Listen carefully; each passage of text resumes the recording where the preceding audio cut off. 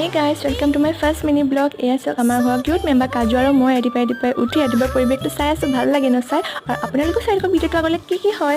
এয়া মই ধুনীয়াকৈ খাইটো ৰেডি হৈ ল'লোঁ কলেজলৈ, আৰু আপোনালোকক লগ পাই আছোঁ একেবাৰে কলেজ পোৱাৰ পাছত। চ' ব'লক জল্দি যাওঁ কলেজলৈ। কলেজ নোপোৱাৰ আগত চাওক ৰাস্তাটো ইমান ধুনীয়া, চাৰি ইমান ধুনীয়াকৈ গছবোৰ আছে, ভাল লাগে নচাই। আৰু মই পঢ়োঁ গোলাঘাট দেৱৰাজ ৰয় কলেজ। এইবাৰ এখন মই নিউ কলেজলৈ সোমাই চাওকচোন, পৰিৱেশটো ইমান ধুনীয়া। আৰু এয়া কলেজত 20% দিয়ে, 100% দেখুৱাকৈ মই বেলেগ এটা ভিডিঅ' নিশ্চয় বনাম।